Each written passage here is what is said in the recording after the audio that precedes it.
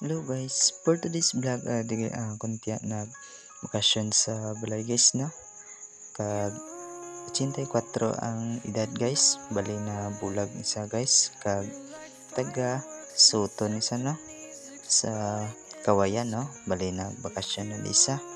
So ang isa guys adto sa sagwa ga pungko kag diri ga pangusay guys no, makita nyo guys. So bali ginadapit na isa ni pa buwa no, makita nyo guys no, kag ada sa guys ga pungko di. So bali ginadapit na sa pagwa tungod kay hindi sa kita kag gapang baybay lang sa pakadto pa gwa no or mag CR no. So bali ginadapit na isa no para di sa kadusmo no tungod di sa kita kag tungod dugay na sa na bulag guys no, kag makita nyo guys. Kag diri nga part guys makita nyo nga gin dapit ni mamang no pakadto pa sulod tungod ang init ano na sakit na no. So bali gin dapit na ni mamang pakadto diri sa sulod no, makita nyo guys no nga gin dapit sa tungod hindi sa kakita kag gapang long baybay sa kilid no, kag basi kon mabunggo siya no. So bali ginapunggan na ni mamang kon din sa kadto no, kag ginapasulod sa balay kag papungkuan sa may bangko no, makita nyo guys. Bali sa guys ang akong tiya no, bali 84 ang edad no, bali pasik na sa tani gawa kaso na bulag no. Isa nga gina ano na isa ginatuduan kon din makadto kag ginapunggan na kay basi kon makadasma no, makita nyo guys. Kag also guys ginapapungko sa ni mamang sa bangko no, sa guys dira sa mapungko no kaso hindi na sa kita. So sa guys nga gina alhan sa ginapunggan kon din sa makadto no.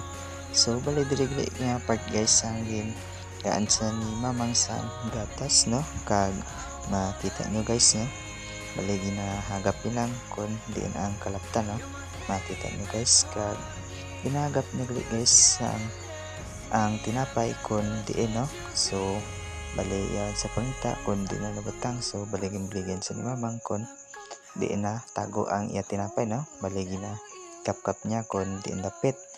So may sa guys nga gin bulingan ni mamang pangita kon diin nabutang no, kag nakita guys kon diin. So bali gin atag ni mamang no, kag tapos gin abrianda na ni mamang ang tinapay no, giabrian sa sulupin kag ginhatag guys no, makita nyo guys. So sa guys gin abrian ni mamang no, makita nyo kag ginhatag sa iya kag isudan sa iya nga gatas no, makita nyo guys. Kag sa guys ginabrian guys tungod hindi sa kita tungod na bulag siya no, dugan na sa nabulag. So sa guys nga ginabrian na ni mamang ang tinapay kay gihatag siya para isudan niya sa iya nga gatas no, makita nyo man guys. Kag diri man nga part guys ang gihatagan ni mamang sang kanon no, ara iya kanon guys makita nyo kaso ginuna ya danay inom ang iya gatas kag ang tinapay no. So ang nasa guys nga waya pa danay na kaon ang kanon no, makita nyo guys. Sa guys ang akong tiya 84 ang edad, taga Suton sa Kawayan no, dapit sa may Parulada, makita nyo da guys. Bali nagbakasyon na di sa guys sa amon no, makita nyo guys.